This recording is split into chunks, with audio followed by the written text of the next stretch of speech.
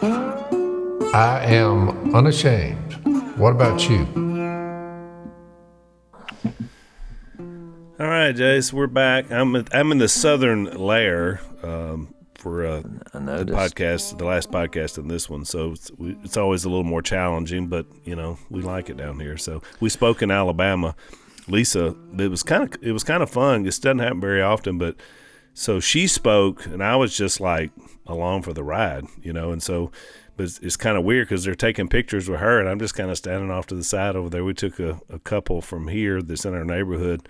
They'd never seen us do that, so it's kind of interesting. But we were in Jasper, Alabama, and but there was a lot of fans there of the show and the podcast. So it was fun. Well, I told the last podcast about my treasure adventures. What I didn't share, because that was positive. It was inspiring, and the true treasure were, the people that I met. But what I didn't share is the day before I went on a local scout trip, because a lot of people have kind of caught the buzz of what we're doing, and some of my neighbors, and they're like, come here. And then you have the TV people. They're looking for old places and treasure stories of old. And so one of them came up with a place that because they asked me to go scout it and see, if we can find some stuff. And so I got the coordinates, and it wasn't too far out of town. I mean, not sure how far it was, 40, 50 minutes.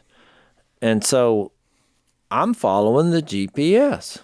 And Murray, he's like a walking encyclopedia and a road map. He doesn't do GPS. He's just been everywhere, and he knows. So I'm talking to him. He's trying to tell me, because the GPS, I just felt like it wasn't right. It wasn't matching up with where I thought it was. So I'm talking to Murray, and I get down by the river, the Washita, and it was like a little community. And I'm like, well, this doesn't seem right.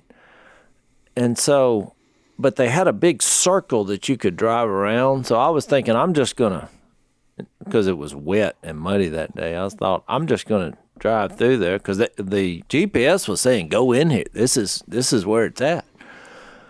So I go in it, and I'd say there's like 15 or 20 kind of river rat looking old trailers. I mean, it's in the flood zone here. And so as I make a loop, a guy in a golf cart, looked like it was built in about, that was the treasure, it looked like it was built in about 1940, just runs in front of me. I mean, like I stomped on the brakes.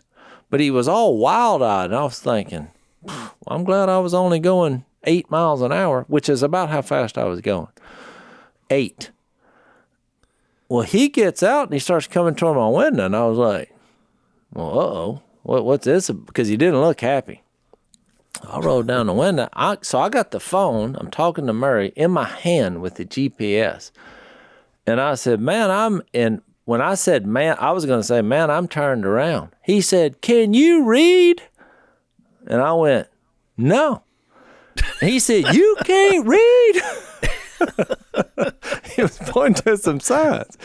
And I was like, I said, well, my point is I couldn't read. Whatever you're thinking I should be reading, I was looking at this GPS. But then he just, I'm calling the law. I said, call them. Maybe they can tell me where I'm at. I'm not sure.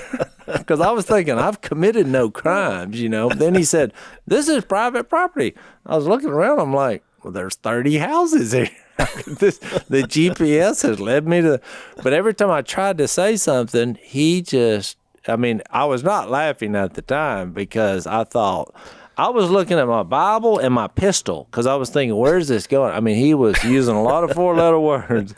He's insulted me. He's cussing me out. He said, don't you ever come back here. Get out of here. And so then I just thought, all right, whatever he's upset about, let me try to defuse the thing. So I said, well, I apologize. I took a wrong turn. And he said, well, you should be sorry. You are sorry. I mean, it was like a drill sergeant every time I said something. And so I said, okay. And I eased off. Well, I forgot I had Murray on the phone. He said, Well, that didn't go well. So Murray witnessed everything by phone. Yeah, he was listening to the whole conversation. And he said, I thought you handled that what else could you do? And I was like, I forgot you were listening. And then I told him, I was like, when I drove out, I looked back at what I was supposed to read, but I didn't see it. I mean, I saw nothing. I saw no private property. I saw no trespassing. All I saw was a sign that said 5 miles an hour. And I said, well, maybe because I was going 8 instead of 5. And he said, maybe it was some kind of drug compound or whatever. I mean, because he was just irrational and not loving. And I thought of all this definition of love in this 1 Corinthians 13, and I thought this was the exact opposite. He exhibited the exact opposite of every quality here. And at first I was a little bit, because when someone challenges you, I mean, I was trying to find a place. I've made a wrong turn. But I'm trying to blame the GPS, but trust me, he ain't been looking at the GPS. He just struck me as the type of guy that he didn't know that is a thing now. He wasn't aware of that technology. No, not happy. And I was looking for a weapon, and I didn't see one on him, so I thought, well, I'm in this truck, I'm pretty safe. But he was invading my personal space. I kept backing up because I thought, well, he could throw a jab through the, because I have the window rolled down. But I thought, so that's why I eventually found the place, which was a couple miles from there. And for some reason, it sent me down the road. But it made me realize, there's a lot of people out there that they are quick. They're not slow to anger. They're quick to rage. Yep. And they definitely keep a record of wrongs. Remember that verse that says you're was not slow patient, to anger, was not quick kind. to listen. Was not rude. Yeah, rude. Easily angered. Yep. I mean, just because, there's a way to do it. I mean, you can chastise and not demean. You were looking at the product of our culture. Yeah, it really was. It was troubling. But you know what? It actually just ruined my day. Even when I went, I just couldn't quit thinking about it because he was just belligerent and demeaning and just, I'm leaving out all the 4-letter words that were in between every syllable. It was a talent of how to insert expletives in a rant. I'm like, how do you even know how to do all that? I'd do a terrible job of that. You know how you know how to do it? They needed a sign that said, this part of Alabama, no vehicles allowed. Well, I was in Louisiana. Yeah. I'm in Alabama. Have a sign that says, do not enter. That I get. Do not enter, or you will be cussed out with a withering barrage from the craziest person in this neighborhood. You know how that guy could do it so well, Jase? Because he's done it a lot. That's a good point. If he did a little research and someone gave him the information, let me explain the one you were cursing out. He's a TV celebrity. He's looking for a place to... He didn't care, though. You know what I mean? He didn't want to know. And then it made me think, well, maybe I should call the law. Because most people that say, I'm going to call the law, that means they would never want that to occur. Yeah. Because I said, call them. I was thinking, I'm driving down the road here. GPS told me I'm trying to turn around. And you are it's a withering barrage of hate. And I was like, I guess unless he owned all 13 houses. It just didn't make sense, It didn't make sense to me. I was like, you can't enter this neighborhood. It sounds like a perfect replica of Matt Dillon episode. Yeah. I was thinking, you ride along on your horse. What are you doing out here? Yeah. That's how it starts. And then there's gunplay. Then the laws do come. What happened? He lies and said, oh, well, this guy. But if I had his attitude, Al, I just pulled my pistol. It was like, if he meets him, somebody's going to get killed. Somebody's getting hurt. Because he could not have tried any more to entice me to a fight. That's what he wanted to do. Yep. He did everything but talk about my mama. Yep. And but every other personal thing he could think of that was nasty and violent, And I just thought I took a wrong turn based on GPS. I'm in the wrong place. It didn't look like it was a private place. He had some signs up that had faded, I guess, or, I need to get my glasses out to figure out, because it was not obvious that I was not supposed to enter this domain. I've had hundreds at least say at some point when I said, "What are you doing?" They're trying to enter where I live. There's a gate there with cameras and all of it being filmed. But there's been more than I can count that say they just wound up here because of the GPS. Well, right. And, then I got to have to explain. And guess what? You built a gate. Well, he needs a wall. Yep. You know what's funny is Murray, his one take, he said, "I don't understand why you told him you couldn't read." I said, well, I knew what he was saying because he was pointing. There was a sign somewhere. But I was looking and I was listening to the GPS and I was talking to you. I meant I was not in a state where I could read anything at that point. I was just trying to turn around. So, I mean, he wasn't giving me a chance to answer. He's like, "Oh, okay, I got you." He's like, "Well, I didn't want you to be dishonest to him." I was like, "Well, I'm pretty sure he knew I could read. He was just being insulting." I was trying to say I was distracted. Most adult males that drive trucks can read. I mean, just as a general. That was possibly funny. He had something to hide that you didn't know about. Yeah, so that's why I thought about calling the law, saying, "There's some guy down here on the riverbank claiming he's, owns all this property. Y'all need to go check this guy out." I'm sure he'll wind up in handcuffs, because if the law pulls up and he tries that, I was thinking go in an unmarked vehicle and just get ready.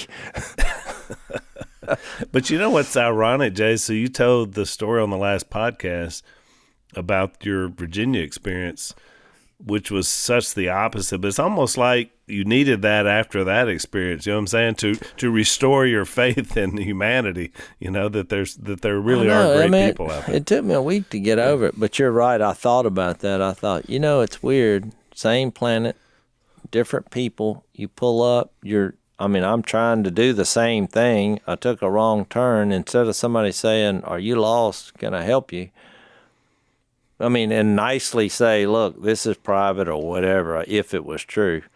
It was just a hail of gunfire, words-wise. It was probably the most demeaning tongue-lashing I've ever received in my life. And I've been here. Can you imagine being married to that person, or that was your dad? I mean, and living with that day in and day, because like I said, that's not a one-off. You don't go off on somebody like that without that being your life and who you are. I mean, that's what's sad. Yeah, exactly. Somebody has to. But live it made me realize that this is all about spiritual warfare. I mean, there's no doubt about it. No matter what you do in life, you're going to see sometimes the cutting edge of both sides. I've had 2 to 3 weeks of basically appearances on various talk shows, across the United States of America. And the most oft-asked question is, so, if they tried to cancel you, Mr. Robertson, how did you respond? I mean, I know you want to get them back, and I have to explain to them, no, I don't have to get them back at all. I'm not in the judging business. One lawgiver and judge. I kept quoting over and over 1 Corinthians 13. I said, "Love's patient, it's kind. It does not keep a record of wrongs." So I'm there. I'm not going to punish him. I said, there's a judge that will judge us all. I'll leave it up to him.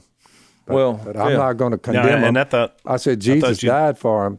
He so loved the world. He died for him. So I'm not going to do to them what they tried to do to me. I'm not going to do that.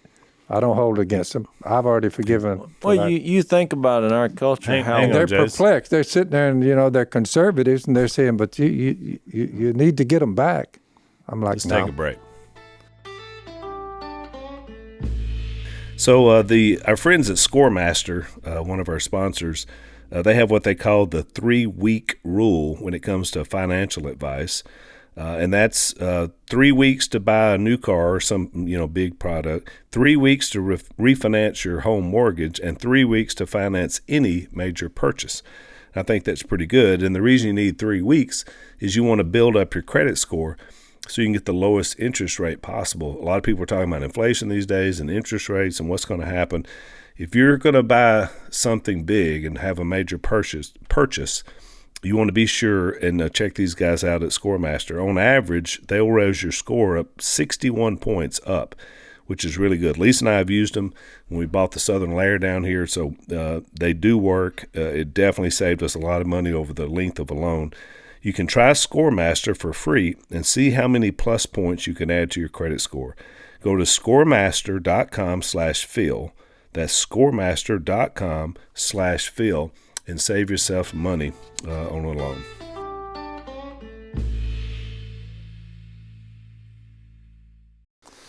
Yeah, you're right. You're right, Phil. Well, I think in 1 Corinthians 12, where we're at, I mean, you think about this. It says the body is a unit, though it is made up of many parts, and though all its parts are many, they form one body.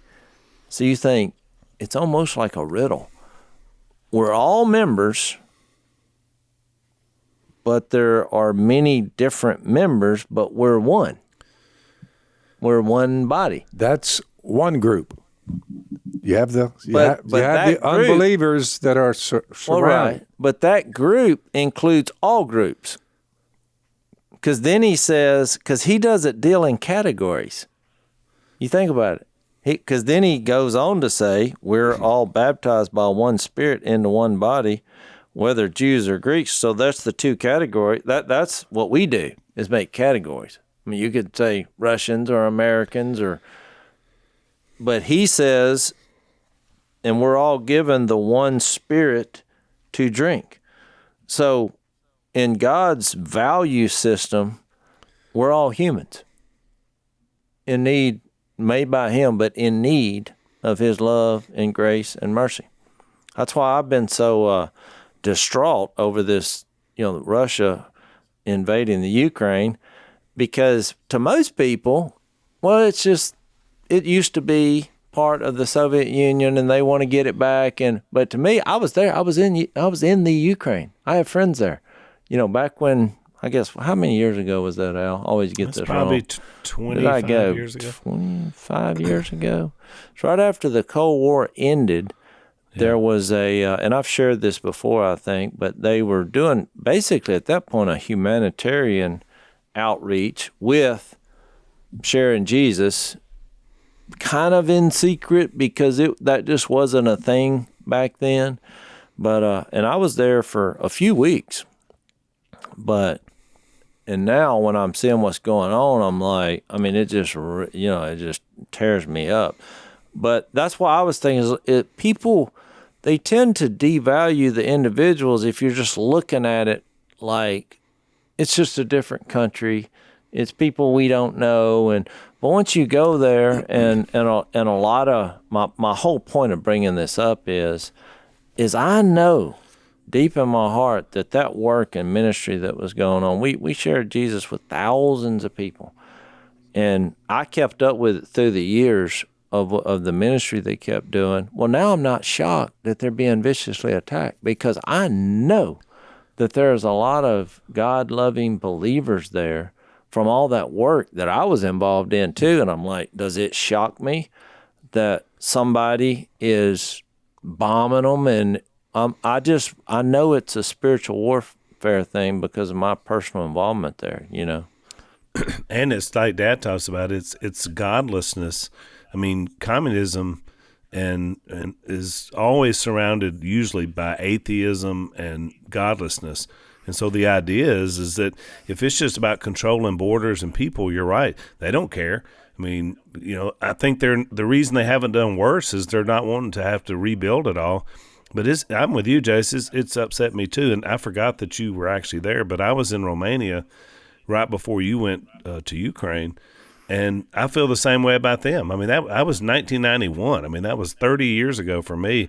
But I still remember the people and the impact and the brothers and sisters and, and those people around the world. So a lot of times people, we're in America, and you start thinking, well, America first, and that's 6,000 miles away. Why should I care?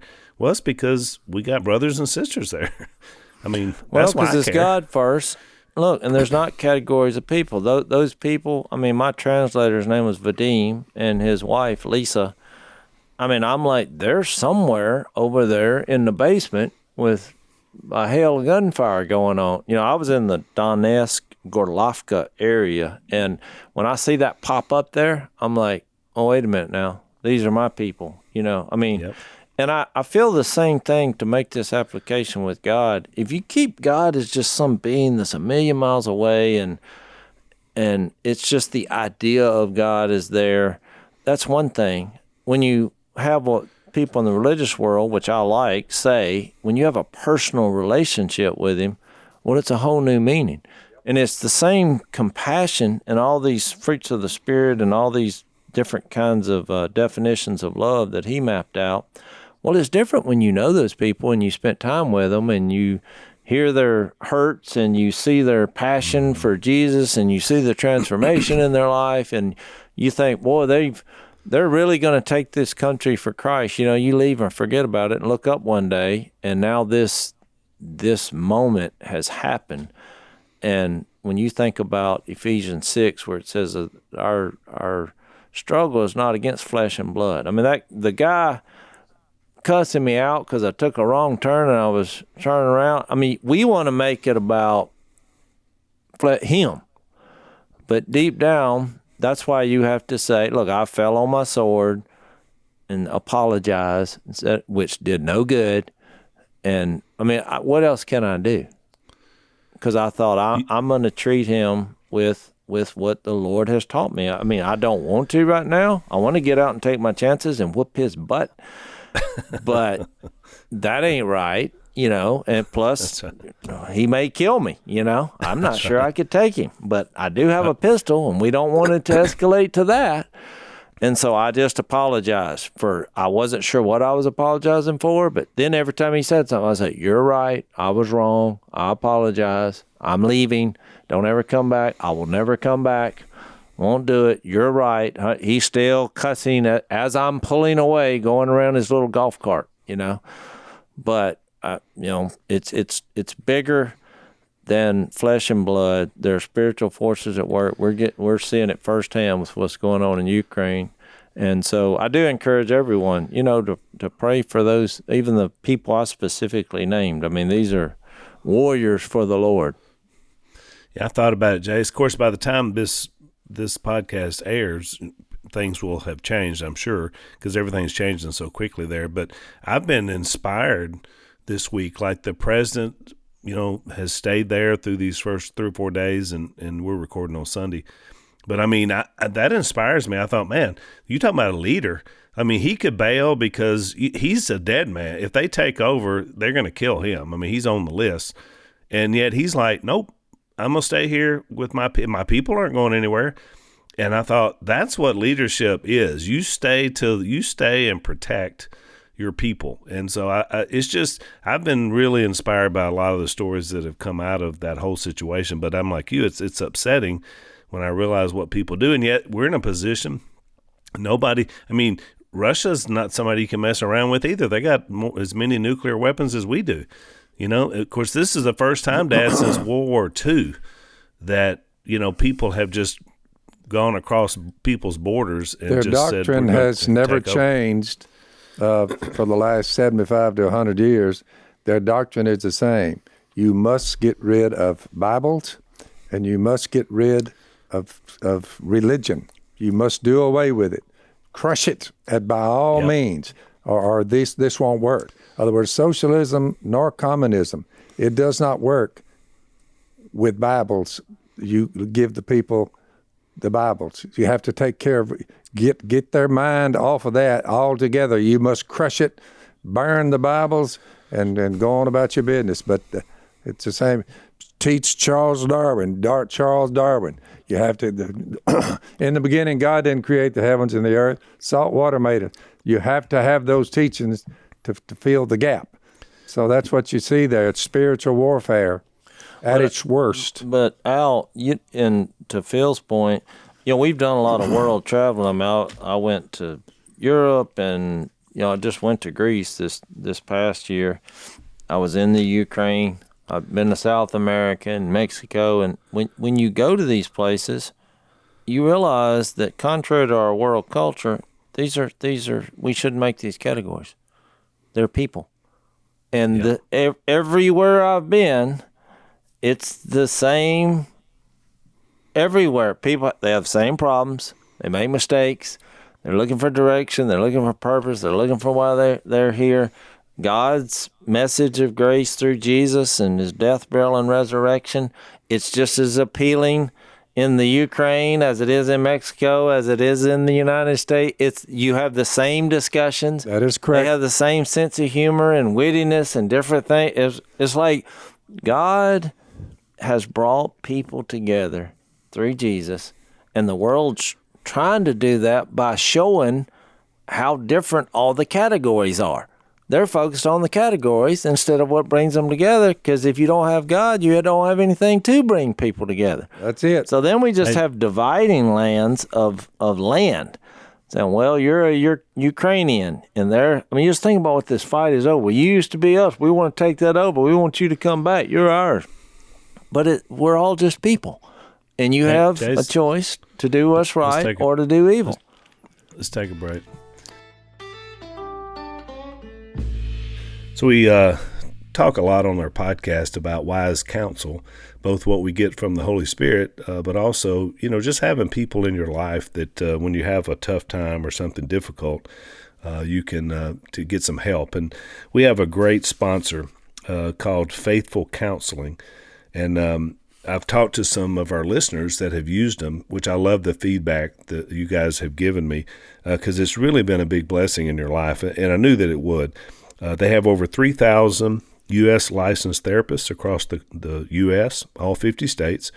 You can text, chat, phone, video. There's a lot of different ways to be able to get the counseling. It's available on your desktop, on your web, Androids, every way possible. It's secure, it's convenient, it's professional, and it's also affordable. So if you're needing some wise counsel, check these guys out. Great sponsor. Unashamed listeners get 10% off their first month. So give them a try. faithfulcounseling.com/unashamed. That's faithfulcounseling.com/unashamed. You're going to fill out a questionnaire. Assess your needs, and they're going to match you with a great counselor. faithfulcounseling.com/unashamed.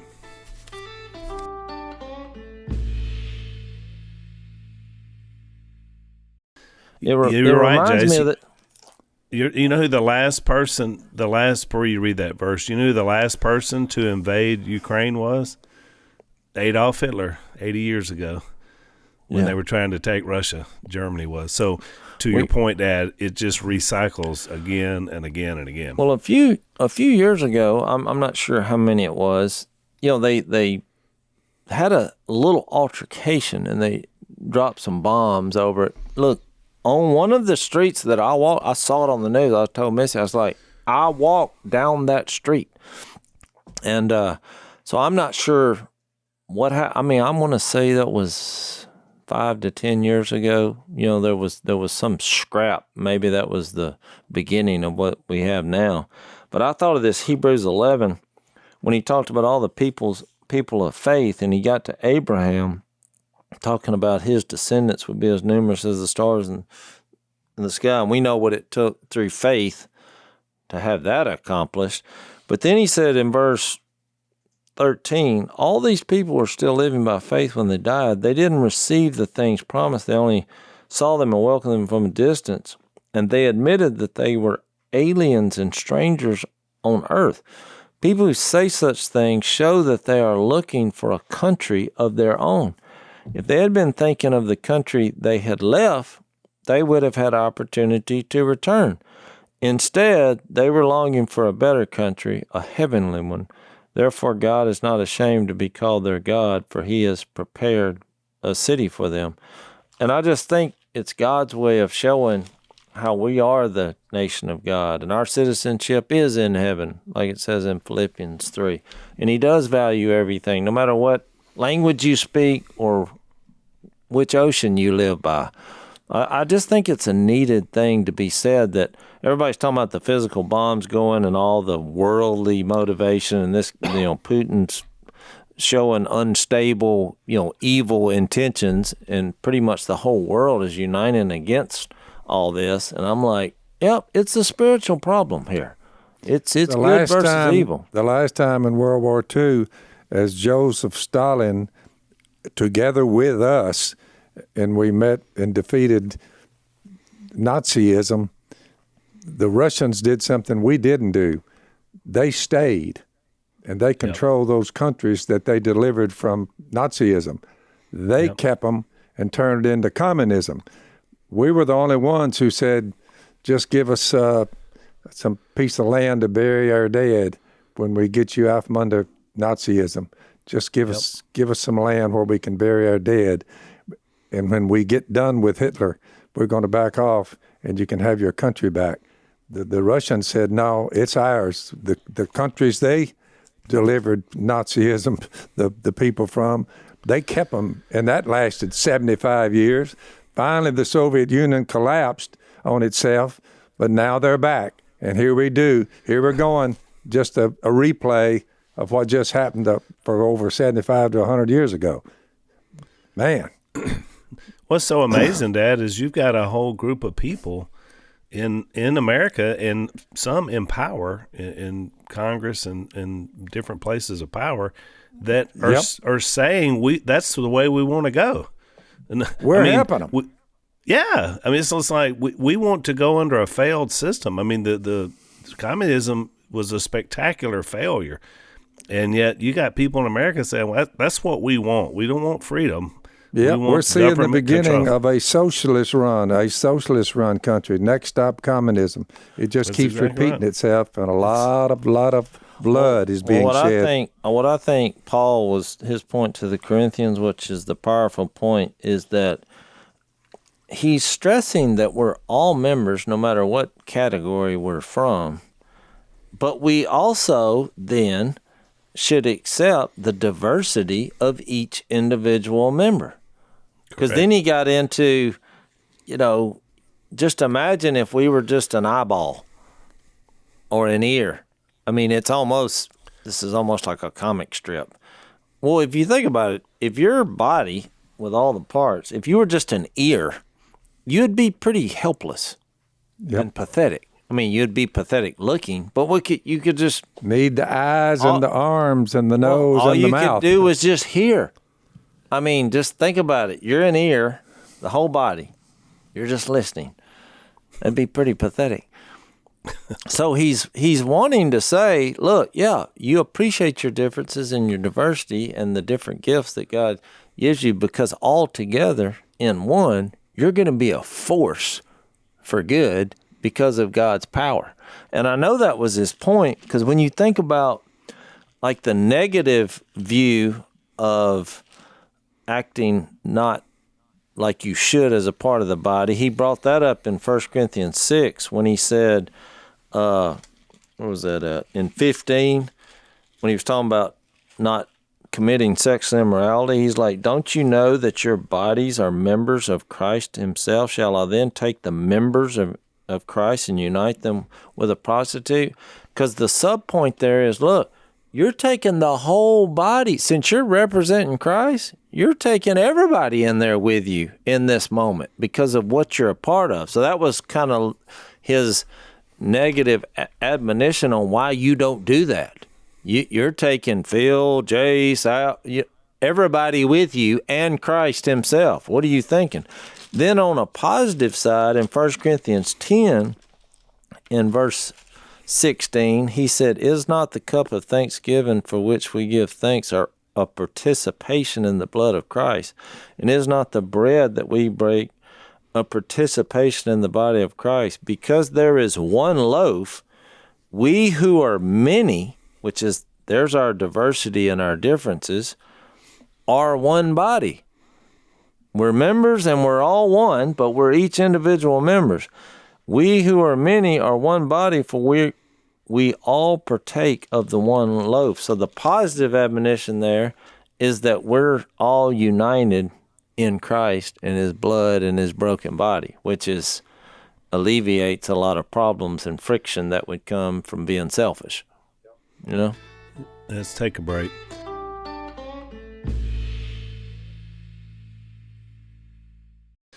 No, and it's a great point, Jase. And, when you start thinking about the importance of a body, because he uses a human body as his illustration, I mean, what part would you want to be without? The answer is none. I mean, I want all of it. We all of us know people who are missing an eye or missing a leg or missing, because of disease or war or whatever. And, you want to be whole. You want every part of your body to feel whole. And sometimes people on the earth have to do without it. But would you choose to do without any part of your body? The answer is no. God made us to be complete and whole. And so he uses that same illustration when he's talking about the church. And then, of course, as we're getting into chapter 13, the arch is love is what's going to hold all that together, because this is obviously a body of people that are very dysfunctional because they're fighting against themselves. Yeah, Al, you remember the guy who was, back when we commercial fished the river, he was a fellow commercial fisherman. And remember, he caught, when he wasn't having a good year or a good month selling fish, he would sell different parts of his body to science. I didn't even know this was the thing. Remember that when he was going through that day? Yep. About what all your organs and members of your body were worth? He knew exactly how much money you would get off each part. And I thought about this verse. I was thinking, you're selling your body parts while you're alive? And he was like, yeah, he did. There's a lot of money in this. He did. But I thought about this practical application that Paul was making here. I was like, we don't just use parts of our body for selfish gain or what we can get out of them, because that's insanity to do it in real life with your body. And you're like, well, nobody would do that. No, Phil and I met a guy. Most everything we have two of, he only had one. You say why? But Jason, are you surprised that he didn't live to mine and your age? No. He died in his late 40s, early 50s. Yep. Because that's a rather short-sighted plan to sell body parts, because God made us that we need that. Can you survive with one kidney? Yes. The body is not made up of one part, but of many. If the foot should say, because I'm not a hand, I do not belong to the body, it would not for that reason cease to be a part of the body. In other words, no, you can't, you wouldn't think these arguments come up, but exactly. But they do. I remember that guy talking, and I was thinking, okay, an appendix, all right, tonsils, maybe, a lung, a kidney. Of course, they were worth more money. A hip, I was thinking. Fingers, he had arms. And he was going through the list, and I was like, whew. Yeah, that's a rather short-sighted plan going forward. And the idea is that everything is purposed, for glory, and so that's what the body of Christ should be. And so whenever you're fighting against yourself, that's why cancer is such a terrible disease, because it's your own body producing something that kills the body. Exactly. You produce it. It's cells that are gone amok, and so it's like terrible thing. But Al, that's why I brought that up, because you think about in religion today, there's a lot of groups who specialize in the alienation of other groups. Yeah. And to me, it's just like this guy in a physical way telling us he's selling his body parts for money. Are people out there just hailing all this abuse toward different religious groups, mostly over stuff that really don't mean a hill of beans. Now, it's important to them, but it has nothing to do with the deity of Jesus Christ or the fathership of the Heavenly Father, or the Holy Spirit indwelling people. It's just about functions of what we're going to do in worship or things like that. Whether you eat in a church building, that's not sacred. I mean, so you can't do it. So you're alienating anybody who does. Or whether you have 34 cups when you're drinking the juice or one.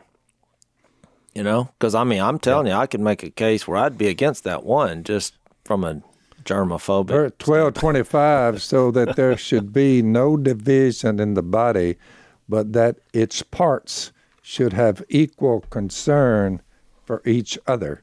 If one part suffers, every part suffers with it. If one part is honored, every part is honored. You're the body of Christ, and each one of you is a part of it. So different functions, different gifts, but one body. And then to go with what you're saying there, like you throw in 2 Peter 1:3, where he says, his divine power, his, not ours, has given us everything we need for life and godliness through our knowledge of him who called us by his own glory and goodness. We spent on the last podcast talking about, I don't think we read it, but the 1 Corinthians 8, is it 1 Corinthians 8 where he says, knowledge puffs up, but love builds up? Yep. Or, no, where is that? Where is that verse? Yeah, that's it, 1. 1 Corinthians 8, 1. And, of course, the irony of that verse is that then he calls them ignorant. And the problem was they weren't getting to know him, going back to the gift giver. But, Peter's assessment of it is he's giving you everything we need. But I feel like in the church and in the body, it's like we always want something that we don't have. And part of the definition of what love is it doesn't envy, or we want what someone else has. Yep. We're not content with what God has given us, and so we get jealous because of what somebody else is doing. I've heard people say that before. I've asked them to speak or something. They're like, well, I don't have a good testimony. I'm like, that doesn't even make sense. Because you're a human. We're all humans. Right. However God worked his grace into your heart, you're part of the body. It's awesome because it's about what he did and not how you view what has happened. Because if you don't think you have a good testimony, the testimony ultimately goes back to what God did in you. So how could that not be good? No, that's a good point, Jase. Let's take a break.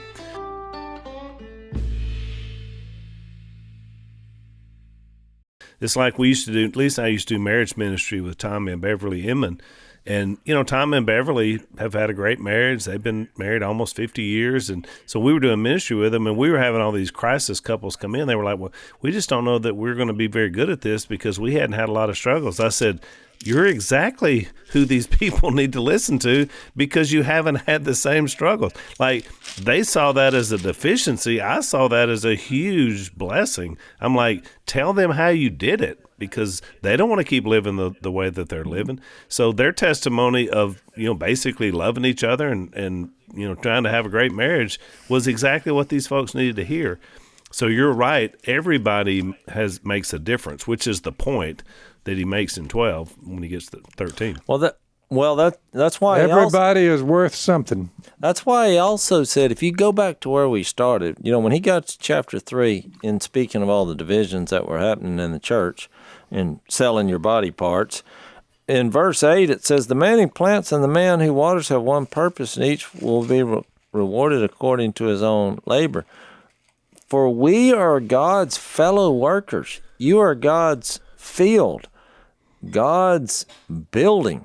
By the grace God has given me, I laid a foundation as an expert builder, and someone else is building on it. But each one should be careful how he builds.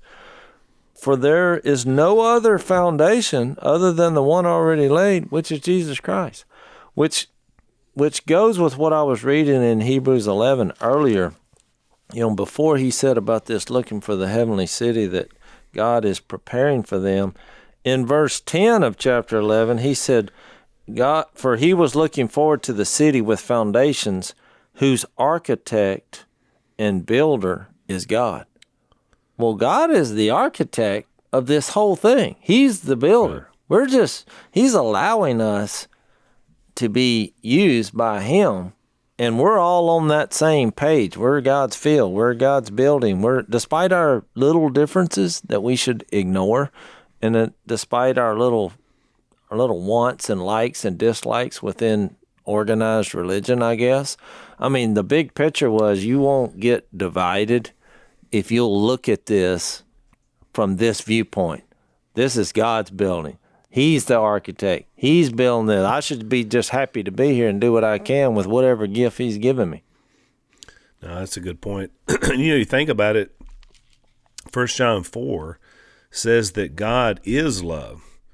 So if he is love, that means if you remove God out of the equation in whatever way you do it, you see no love. So what, Jason, when you erroneously, were led into a situation that, in complete ignorance, because you're trying to follow your GPS, you go in a situation and you run into a person that obviously has a love problem, because he couldn't even, as a fellow human being, couldn't say, okay, I get it, we don't, anything but what he did.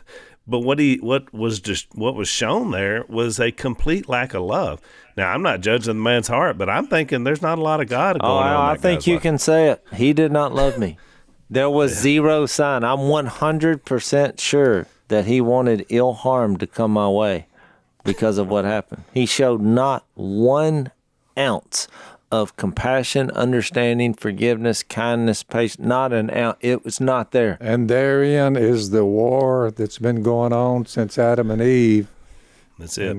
And it's the age-old good versus evil, any way you slice it. I mean, I actually thought about old Johnny Ringo, or the conversation when he said, he's just mad. He hates.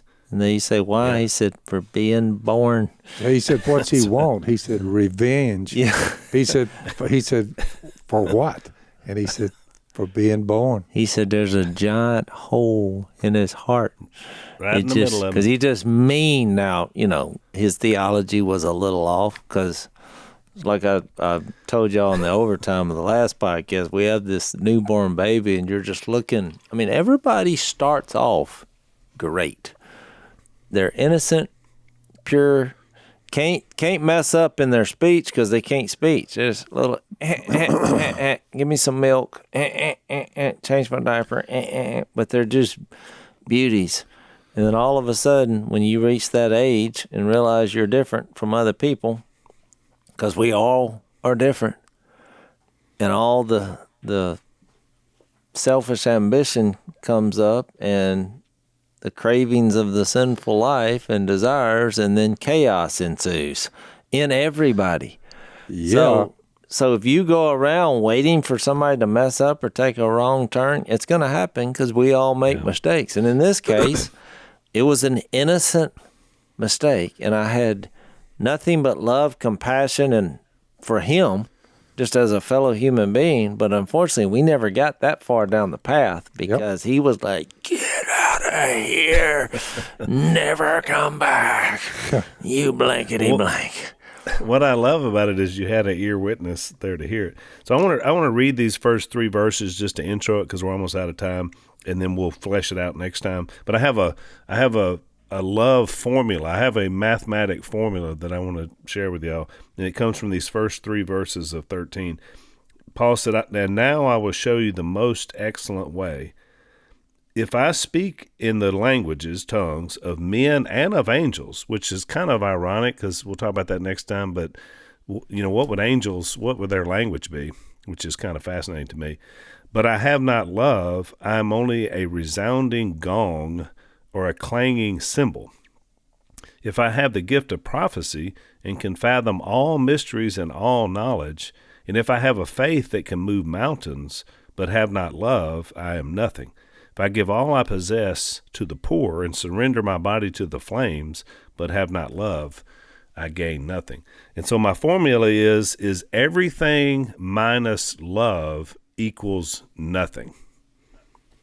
That's my formula for everything minus love equals nothing.